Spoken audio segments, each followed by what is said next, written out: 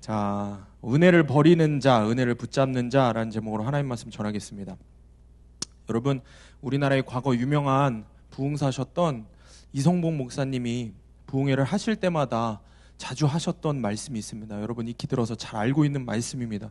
세상에서 가장 억울한 일은 교회 열심히 다니고 지옥 가는 거다. 세상에서 가장 억울한 일은 교회 봉사 열심히 하고 지옥 가는 거다. 세상에서 가장 억울한 일은 나는 그래도 예수 잘 믿었다고 혼자 착각하다가 지옥 가는 거다. 여러분은 이런 억울한 착각을 하면서 살고 있지 않습니까? 여러분은 정말 구원 받았습니까? 여러분 한 사람 한 사람 여러분 스스로 자기에게 자문해 보시기 바랍니다. 여러분 정말 구원 받으셨습니까? 오늘 밤에 주님 오시면 여러분 구원 받을 확신이 여러분에게 있습니까? 여러분에게 그 분명한 구원의 믿음이 있습니까? 만약에 그렇다면 지금도 값없이 주신 그 십자가의 은혜, 구원의 은혜를 여러분의 생명보다 귀하게 여기면서 붙잡고 살아가고 있습니까?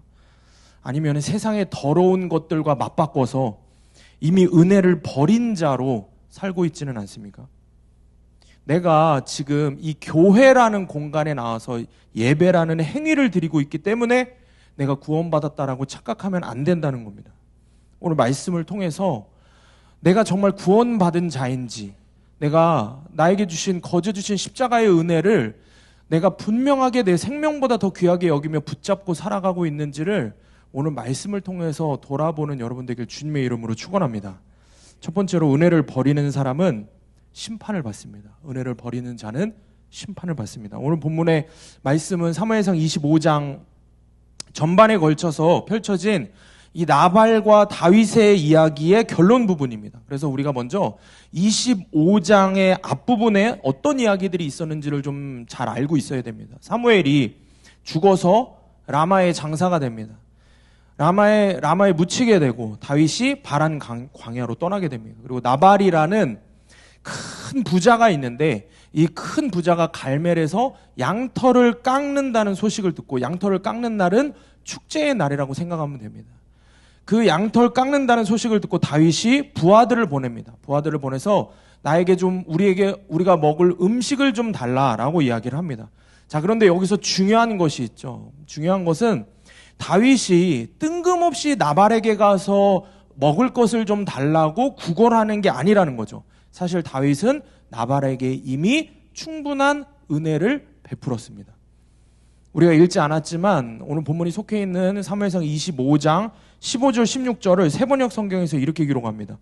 그러나 그들은 우리에게 매우 잘하여 준 사람들입니다. 그러니까 다윗의 공동체에 대해서 이제 나발의 하인들이 이야기를 하는 거예요. 나발에게.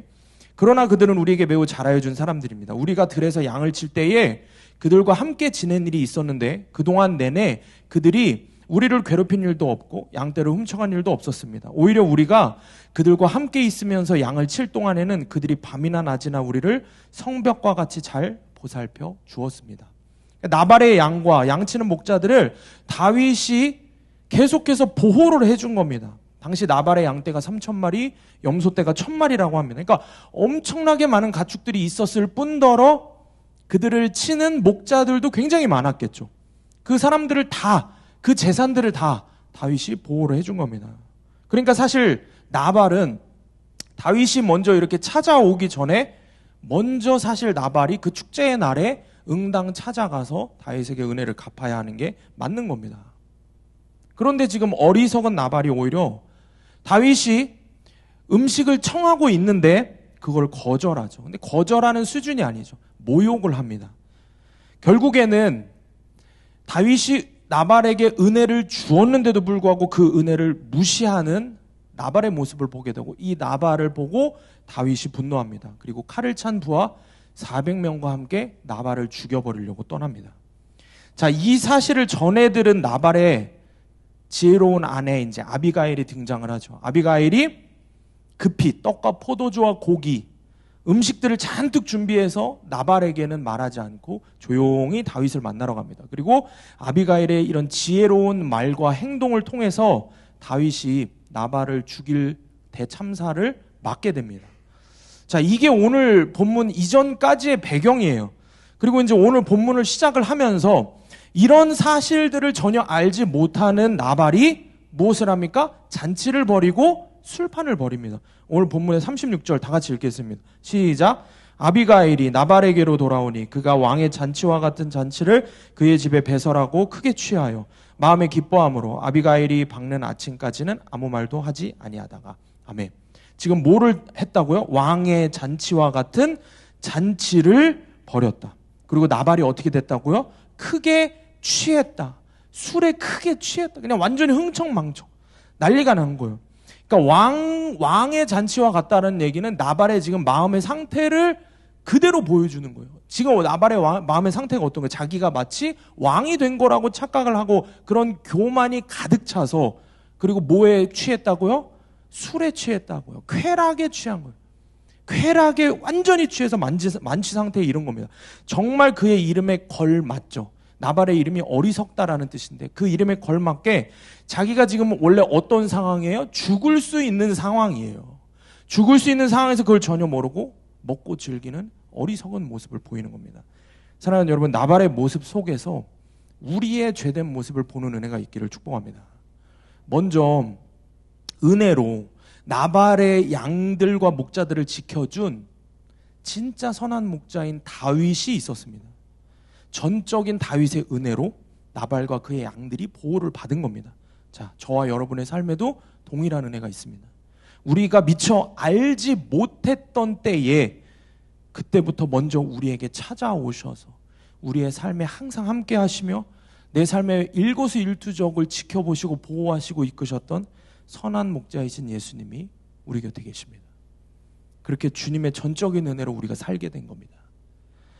여러분, 오늘 말씀에 나발과 그의 양들을 지켜준 다윗을 통해서 우리는 우리의 삶을 지켜주고 보호하시는 주 예수님을 바라볼 수 있어야 한다는 거예요. 여러분, 우리는 우리 삶에서 이미 너무 말할 수 없이 많은 은혜를 누리고 있습니다. 하나님의 은혜를 선물로 받았습니다. 여러분, 선물로 받았다는 건 뭐예요? 우리가 한 게 없는데 거저 주셨다라는 뜻이에요. 아무것도 잘한 게 없는데 거저 주셨다는 거예요. 그게 우리를 사랑하시고 우리를 구원하신 하나님의 은혜인 겁니다.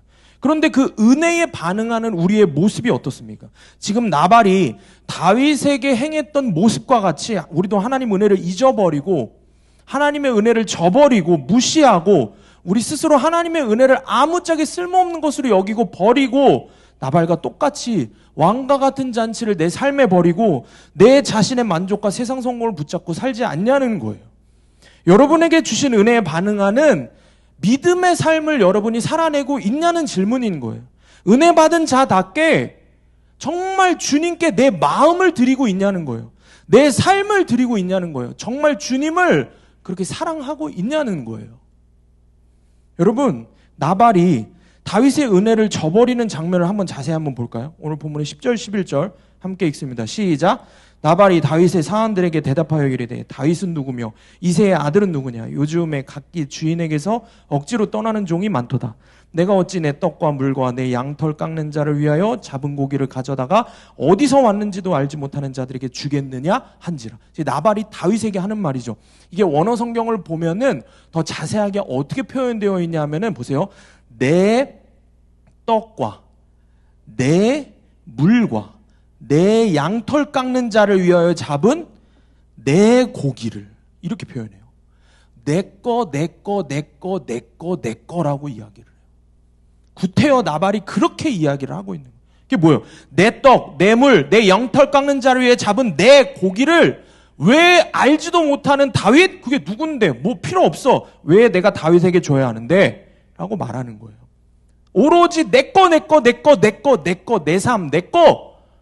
내 가족, 내 형제, 내 물건, 내 직장 다 내 거라고 여기는 거예요. 지독한 자기 사랑에 빠지고 지독한 교만에 빠져 있는 나발의 모습이 있는 것입니다. 우리의 삶에도 은혜로 거저 주시는 것이 너무 많은 거예요. 사실 우리의 몸부터 시작해서 하나님의 은혜로 주시지 아니한 게 없어요. 모든 것이 주님이 나에게 은혜로 거저 주시는 거예요. 내 것이 하나도 없어요. 근데 다 내 것이라 여기면서 사는 거예요. 그런데 하나님이 그 은혜를 주신 하나님이 내 삶에 들어오시려고 하면은 우리가 뭐라 그럽니까? 스톱! 스톱! 하나님 스톱! 내 삶이에요. 왜 내가 당신한테 내 삶을 드려야 돼요? 내 가정이에요. 내 마음대로 할 거예요. 내 직장이에요. 내가 판단할 거예요. 내 학업과 내 진로예요. 내가 원하는 대로 할 거예요. 내 결혼이에요. 내가 원하는 사람과 내 뜻에 맞춰서 내 육체의 정욕대로 할 거예요. 다 내 거라는 거예요. 나 건들지 말라는 거예요. 당신이 누군데 내 삶을 이래라 저래라 하냐는 거예요. 하나님 앞에 우리가 그렇게 이야기하는 거예요. 왜 내 삶을 달라고 합니까? 왜 나에게 순종하라고 합니까? 왜 내 삶을 당신의 뜻대로 살라고 합니까? 내가 당신을 위해 존재하는 게 아니라 당신이 나를 위해서 존재하는 겁니다. 내 문제 해결, 내 소원 성취, 세상 성공을 위해서 하나님 당신이 필요한 겁니다. 그게 우리의 모습인 거예요. 지독한 자기 사랑, 자아 중독, 자기 실현에 빠져 있는 게 우리의 모습이라는 겁니다. 그래서 나발은 다윗을 완전히 무시하고 그 은혜를 갚지 않고 오히려 자기의 것이라 여기는 내 것들로 왕의 잔치와 같은 내 잔치를 벌입니다. 다시 말해서 자기가 왕이 되는 것처럼 여기며 깊은 쾌락에 빠져서 잔치를 벌리는 거죠. 우리의 모습과 너무 똑같지 않습니까? 하나님의 은혜를 버리고 하나님의 은혜를 철저히 내다버린 우리는 철저하게 누가 왕이 돼요? 여러분 삶에 누가 왕이에요? 내가 왕이에요. 내가 왕이니까 내가 선택하는 거고 내 자아 실현이 가장 큰 목적인 거예요. 종교 생활은 그 다음 한참 미친 거예요. 예수 믿는 게 내 삶의 이유와 목적이 아니라 종교 생활이 되어버린 거예요. 그래서 나라는 왕이 내 삶이라는 나라에서 열심히 나의 쾌락을 위해서 나의 만족을 위해서 나발의 잔치를 벌이는 거예요. 세상의 것들에 크게 취해서 완전히 취해서 인사불성이 대해서 내 마음에 기뻐하는 것만 골라서 하는 겁니다. 여러분 정말 여러분이 예수 믿는 그리스도인입니까? 그러면 여러분의 왕이 예수님이십니까? 그럼 지난 한 주 여러분의 삶은 예수님의 것이었습니까? 여러분의 말투, 여러분의 생각, 여러분의 행동 모두 예수님의 것이었습니까? 철저하게 나 중심, 나의 나라에서 살다가 왔잖아요. 이 예배를 드리면서도 예수님이 주인이 아니잖아요. 내가 주인이잖아요. 그러니까 말씀을 취사 선택하잖아요. 듣고 싶은 것만 듣고 듣기 싫은 건 듣지 않고. 왜? 내가 나의 삶에, 내 신앙에, 내 종교 생활에, 내 구원의 주인이 나니까. 그게 저와 여러분의 모습인 거예요. 적용 질문입니다. 하나님의 은혜를 버리고 내가 왕노릇하며 취한 나발, 세상의 잔치는 무엇입니까? 여러분이 미쳐있는 나발의 잔치가 뭔지 한번 말씀을 통해서 한번 해석해 보시길 바랍니다. 37절 말씀 우리 함께 읽습니다. 시작. 아침에 나발이 포도주에서 깬 후에 그의 아내가 그에게 이 일을 말하며 그가 낙담하여 몸이 돌과 같이 되었더니. 아멘. 자, 밤새 거하게 취해서 쾌락을 즐기며 자기가 왕이 된 것처럼 마음에 기쁨이 넘치던 나발에게 고난의 사건이 찾아옵니다. 아내 아비가일이 나발에게 자신이 다윗에게 다녀올 일들을 이제 쭉 이야기를 합니다. 그리고 우리가 죽음의 위기에 놓여 있었다. 지금도 그럴 수 있다라는 이야기들을 했겠죠. 당신의 그 어리석음, 당신이 다윗이 주신 그 은혜를 저버려서 그거를 버려서 받게 되었을 죽음의 심판에 대해서 그대로 이야기를 해줬습니다. 그러자 나발이 어떻게 됩니까? 그의 아내가 그에게 이 일을 말하면 어떻게 돼요? 그가 낙담하여 몸이 어떻게 됐다고요? 돌과 같이 되었다. 그 성경학자들은 이 돌과 같이 되었다라는 걸 어떻게 해석하냐면은 나발이 심근경색 또는 그런 심혈관 질환, 뇌졸중, 뇌출혈이었을 거다라고 이야기를 합니다. 그래서 쓰러졌다는 거예요. 그리고 열흘 뒤에 하나님이 치셔서 나발이 죽게 됐다. 이렇게 이야기를 합니다. 그래서 제가 처음에 말씀을 준비하면서 본문을 연구하면서 그래 하나님의 은혜를 저버리면 이런 심판을 받지 생각을 했습니다. 그런데 본문을 계속 묵상을 하는데 이상한 게 하나 있는 거예요. 궁금한 게 하나가 있는 거예요. 38절을 보면은 함께 읽습니다. 시작. 한 열흘 후에 여호와께서 나발을 치심에 그가 죽으니라. 뭐가 이상해요? 저는 뭐가 제일 이상했냐면 왜 열흘 후지? 나발이 잘못했을 때 아내에게 그 자기의 죄를 들었을 때 그 순간에 그냥 하나님이 치셨어도 되는데 왜 열흘이지? 이상한 거예요. 말씀을 다시 한번 살펴봤어요. 살펴보면서 원어로 해석한 성경들을 쭉 찾아보는데 37절 말씀에 그가 낙담하여 몸이 돌과 같이 되었더니 낙담하여, 이 부분을 원어로 해석한 성경을 보니까 이렇게 표현을 하더라고요. 그의 마음이 돌과 같이 되었다. 뭐가 돌과 같이 됐다고요? 그의 마음이 돌과 같이 됐다. 여러분, 구속사의 가치관으로 볼 때 우리의 마음이 돌과 같이 되었다는 표현을 언제 사용합니까? 100% 죄인인 나에게 하나님의 심판의 메시지가 들릴 때 내 마음이 돌과 같이 굳어버려요. 더 정확히 이런 거예요. 내가 주님의 은혜를 잊어버리고 죄 가운데 깊이 빠져버리면은 하나님께서 고난이라고 하는 회초리를 드십니다. 그리고 심판의 말씀을 허락하시죠. 그런데 내가 그 심판의 메시지가 들릴 때 하나님 앞에 내가 엎드려 회개하려고 합니다. 자, 그런데 그때 딱 깨닫는 거죠. 내 마음이 돌과 같이 굳어버렸구나. 수많은 죄들로 인해서 이미 내 마음이 돌과 같이 딱딱하게 굳어버렸구나. 분명 회개를 해야 하는데 아는데 회개가 안 되는구나. 우리가 여러 번 설교 때 이야기를 나눈 이야기지만 박보영 목사님 교회의 재정장로님 이야기를 기억하시죠, 여러분? 오랜 시간 동안 그 교회의 헌금에 손을 댄 장로님이라고 그랬어요. 그리고 그 사실이 발각되고 나서 하나님이 그 장로님을 치셨다 그랬어요. 암 선고를 받게 됐다 그랬어요. 그래서 박 목사님이 매일같이 찾아가서 기도해 주셨다 그랬어요. 뭐를 위해서? 암이 낫기를 위해서 기도하셨다 그랬어요? 아니죠. 회개하게 해달라고. 회개하게 해달라고. 근데 그 장로님이 뭐라고 말씀하세요? 박 목사님한테? 목사님, 회개가 안 돼요. 회개를 하고 싶어도 제 마음이 딱딱하게 굳어버려서 이제는 회개가 안 돼요.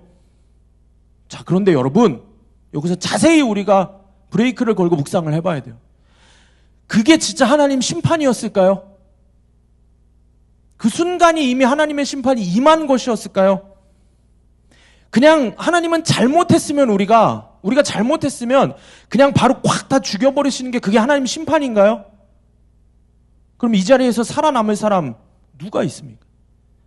아니죠. 하나님께서 그 재정장로에게도 계속 시간을 주시는 거예요. 보세요. 마음이 딱딱해져서 회개가 안 돼요라고 하나님 종 앞에서 이야기할 그 시간에 자기 마음을 부셔야죠. 부서질 때까지 부셔야죠.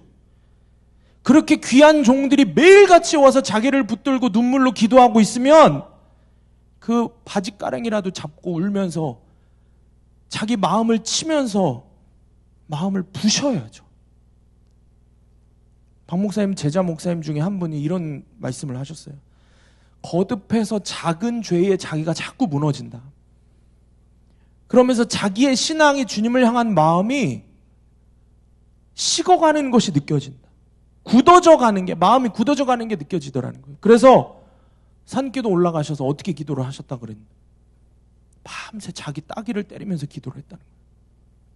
밤새 자기 따귀를 때리면서 하나님 앞에서 내 마음을 부셔달라고, 내 마음이 굳어지지 않게 해달라고, 나는 가짜라고 밤이 새도록 따귀를 때리면서 기도를 했다는 거예요. 여러분에게 이런 목마름이 있습니까?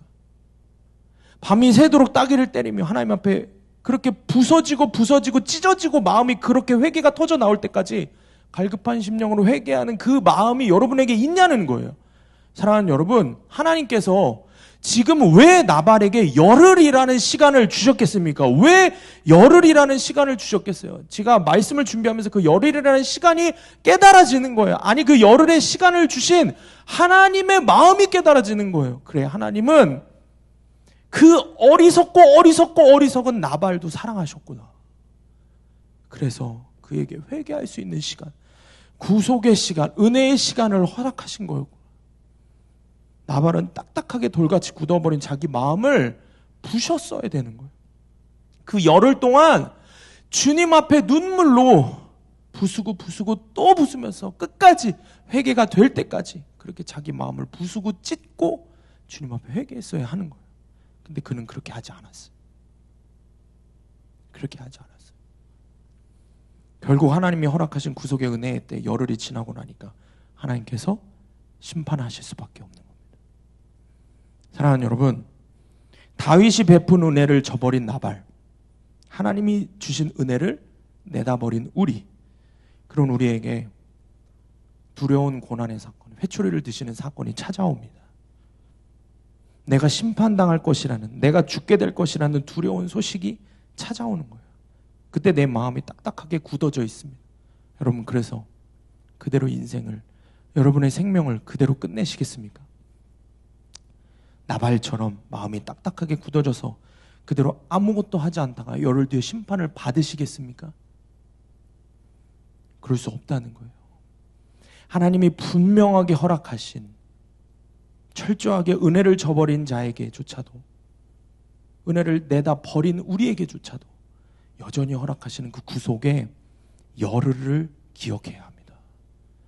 나에게도 그 열흘을 허락하셨구나. 이 사실을 기억해야 하는 것입니다. 여러분, 오늘이, 지금이 바로 그 열흘인 것입니다. 오늘이 그 은혜의 열흘일 것입니다. 내 죄로 인해, 은혜를 버린 죄로 인해 죽게 될 나에게 허락하신 회개할 수 있는 열흘이 바로 오늘인 것입니다. 그러니 여러분, 미루지 말고 돌같이 굳어버린 내 마음을 하나님 앞에 그대로 갖고 나가서 주님 앞에 이 마음을 부수는, 회개를 하는 여러분 되시길 주님의 이름으로 축원합니다. 적용 질문입니다. 오늘이 하나님이 내게 허락하신 회개해야 할 열흘인 것이 인정됩니까? 심판의 메시지가 들려올 때 회개하지 못하는, 돌같이 굳어버린 내 마음을 깨는 적용은 무엇입니까? 두 번째로, 은혜를 붙잡는 자는 구원을 받습니다. 은혜를 붙잡는 자는 구원을 받습니다. 은혜를 저버린 어리석은 나발과는 정반대로 지혜로운 아비가일은 다윗의 은혜를 잊지 않았습니다. 철저하게 그 은혜를 붙잡았습니다. 어떻게 붙잡았어요? 어제 큐티 본문에서 보면은 다윗이 칼을 찬 부하들과 함께 나발을 죽이러 올 때 아비가일이 즉시 떡과 포도주와 고기와 먹을 걸 잔뜩 해서 다윗에게 나아갔죠. 은혜에 보답하는 적용을 즉시 하는 거예요. 주신 은혜를 잊지 않고 그 은혜를 꽉 붙잡는 진짜 적용을 하는 겁니다. 그리고 정말 지혜로운 구속사의 고백을 해서 가족을 살립니다. 오늘 본문의 23절과 24절 함께 읽습니다. 시작. 아비가일이 다윗을 보고 급히 나귀에서 내려 다윗 앞에 엎드려 그의 얼굴을 땅에 대니라. 그가 다윗의 발에 엎드려 이르되 내 주여 원하건대 이 죄악을 나 곧 내게로 돌리시고 여종에게 주의 귀에 말하게 하시고 이 여종의 말을 들으소서. 다윗에게 먹을 것 갖다 바치는 적용뿐만이 아니라, 그 은혜를 갚는 그런 적용뿐만이 아니라 다윗의 마음을 감동하게 하는 고백을 하죠. 24절에 뭐라 그래요? 이 죄악을 나 곧 누구에게로? 내게로 돌리시라. 잘못은 지금 남편이 했어요.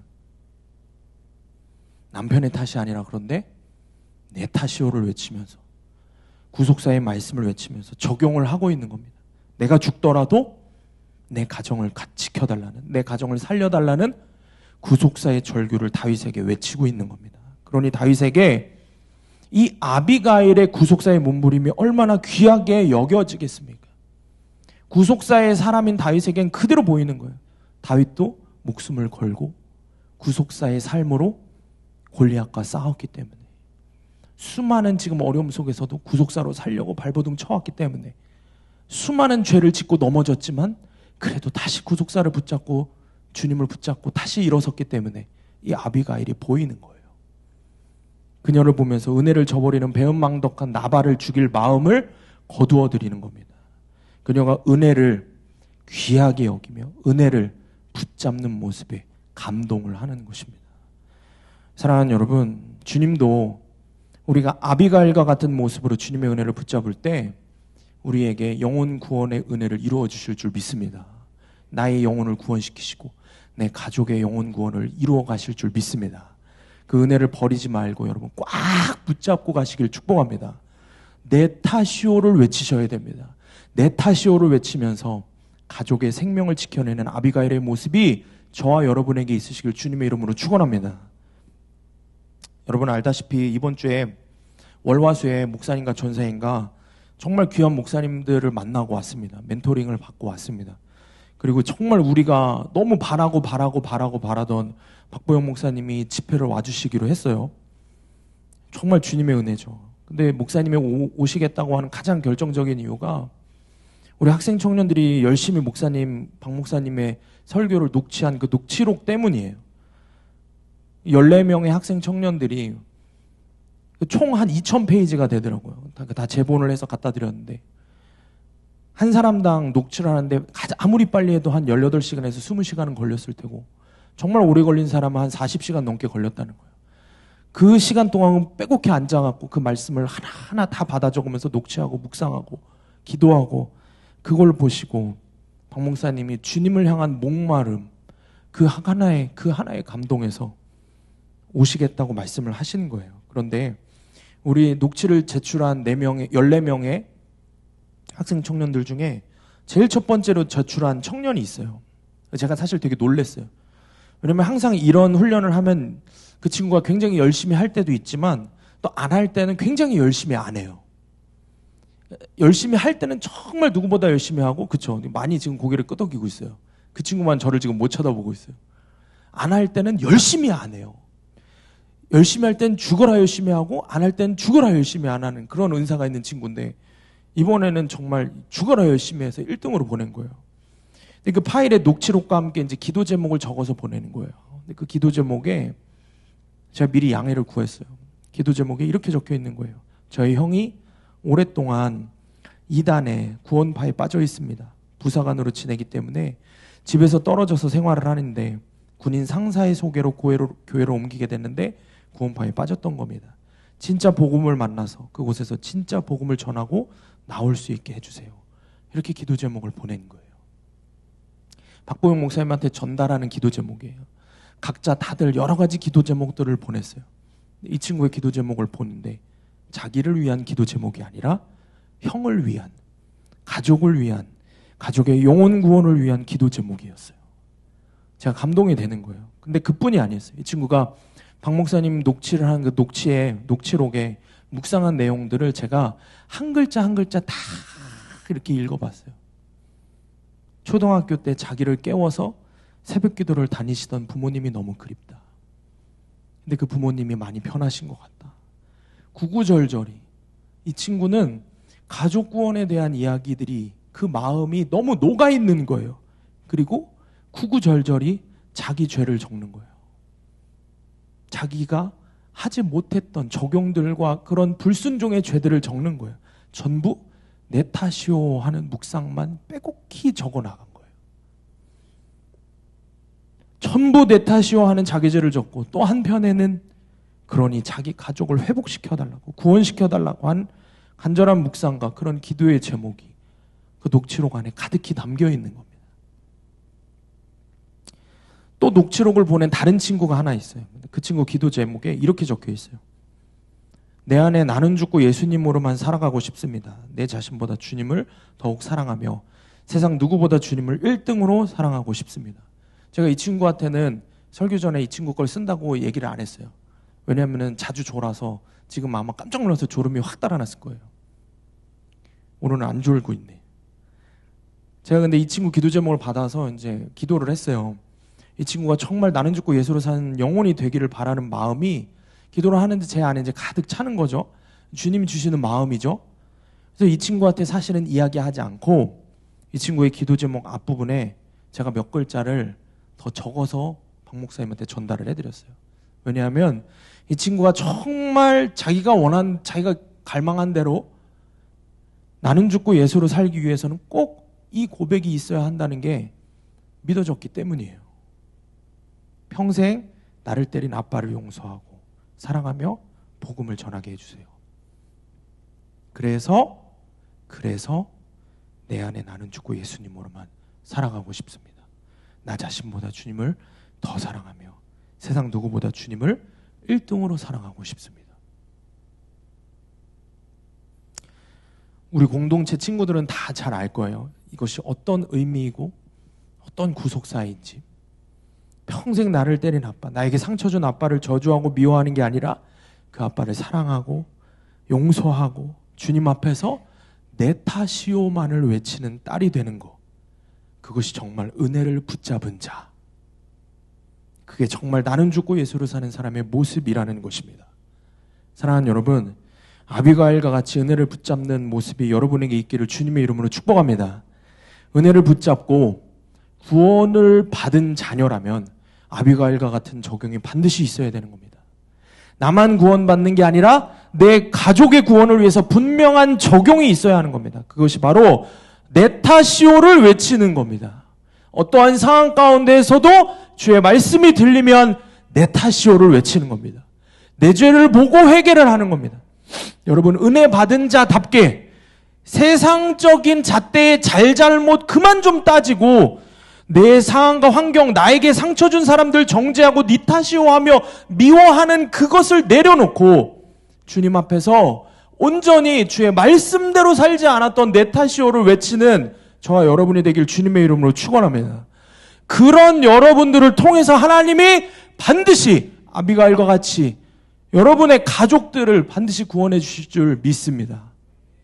적용 질문입니다. 하나님의 은혜를 받은 자답게 가족 탓이오가 아닌 내 탓이오를 외치며 죽는 적용을 하고 있습니까? 나를 통해 반드시 가족 구원의 역사가 이루어질 것을 믿으시기를 바랍니다. 함께 여러분 잘 말씀을 나누시기를 바랍니다. 말씀을 맺습니다. 사랑하는 여러분, 은혜를 버리는 자, 나발의 모습으로 살고 계십니까? 여러분의 모습은 어떤 모습입니까? 은혜를 붙잡고 계십니까? 은혜를 버리는 모습으로 살고 계십니까? 여러분, 은혜를 버리는 나발의 모습으로 살고 있다면 도대체 언제까지 여러분 그렇게 살려고 합니까? 은혜를 붙잡는 자, 구원을 받는 자, 아비가일의 모습으로 살아가는 여러분 되시길 축복합니다.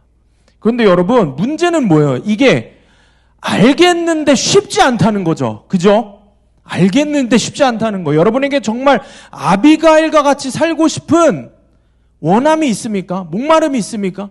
내가 분명히 그 원함과 목마름이, 그 갈망이 내 안에 분명한 마음이 있는데 문제는 아빠가 나를 때리면은 그게 사랑이 안 되고, 가족이 나를 미워하고 상처를 주고, 상황과 환경이, 망한 나의 상황과 환경이 나를 공격할 때 이게 감당이 안 되는 거예요.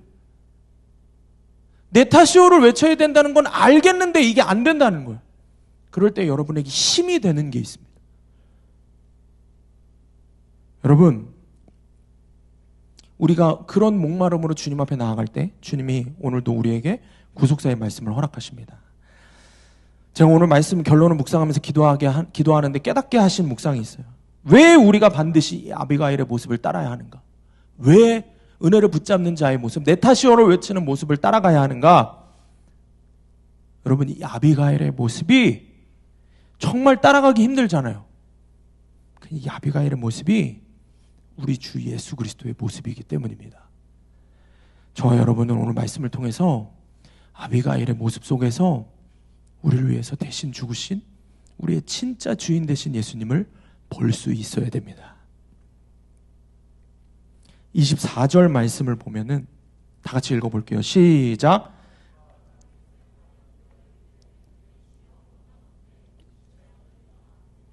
돌리시고, 아멘. 지금까지 제대로 집중 못해서 지금부터 아주 꼭 이 말씀들을 잘 마음에 새겨야 돼요. 자, 내 주여 원하건대 이 죄악을 나 곧 내게로 돌리시고, 나의 모든 죄악을 자기 자신에게 돌리신 누굽니까? 예수 그리스도. 나의 모든 죄를 자기 자신에게 돌리신, 내 대신 그 더러운, 내가 쳐다도 보고 싶지 않은 내가 지은 그 더러운 죄들, 내가 감당할 수도 없고 쳐다보기도 싫고 저주하고 싶은 그 더러운 내가 지은 그 죄들, 그 냄새나고 추악하고 더러운 그 죄들, 단 하나도 빠짐없이 우리 주 예수님이 그걸 다 뒤집어 쓰고 내 죄입니다 하고 죽으셨습니다. 이 아비가일의 모습이 예수님의 모습이에요. 여러분, 내 죄를 뒤집어 쓰고 죽으신 예수님의 모습 때문에 우리가 마땅히 억울한 상황에서도 내 탓이오를 외칠 수밖에 없는 이유인 것입니다. 아멘. 여러분 믿음으로 아멘으로 이 말씀을 취하시기를 축복합니다. 그리고 다윗이 아비가일을 아내로 맞이하는 아비가일이 다윗에게 가는 장면을 한번 보십시오. 오늘 본문의 41절 42절 함께 읽습니다. 시작. 아비가일이 일어나 몸을 굽혀 얼굴을 땅에 대고 이르되 내 주의 여종은 내 주의 전령들의 발 씻길 종이니이다 하고 아비가일이 급히 일어나서 나귀를 타고 그를 뒤따르는 처녀 5과 함께 다윗의 전령들을 따라가서 다윗의 아내가 되니라. 자, 이 말씀에서 이 41절 42절에서 아비가일의 두 가지 중요한 모습을 우리가 볼 수 있습니다. 41절을 보면 몸을 굽혀 얼굴을 땅에 대고 이르되 내 주의 여종은 내 주의 전령들의 발 씻길 종이니이다. 자기가 그 종들의 발을 씻길 종이라고 이야기를 하는 아비가일의 모습에서 우리가 한없이 낮아지는 겸손한 아비가일의 모습을 보게 됩니다. 그리고 42절에 보면은 급히 일어나서라고 이야기를 합니다. 급히 일어나서 나귀를 타고 다윗의 전령들을 따라갔다고 기록합니다. 무슨 뜻입니까? 주저하지 않고 두 번 생각하지 않고 말씀에 고지고대로 순종하는 모습을 보여줍니다. 아비가일에게서 겸손과 순종의 모습을 보게 됩니다. 그런데 이것 또한 누구의 모습입니까? 우리 주 예수 그리스도의 모습입니다. 빌립보서 2장 5절에서 8절 말씀 우리 함께 읽습니다. 시작.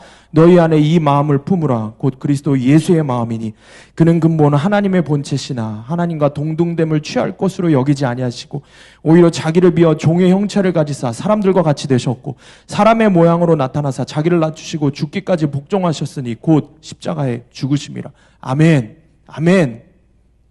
하늘 보좌 버리고 스스로 종이 되신 예수님. 겸손의 왕 예수 그리스도, 그리고 죽기까지 복종하신 예수님, 순종의 왕 예수 그리스도, 그리고 우리 죄를 모두 짊어지시고 십자가에서 죽으신 예수 그리스도, 나의 유일한 왕 예수 그리스도.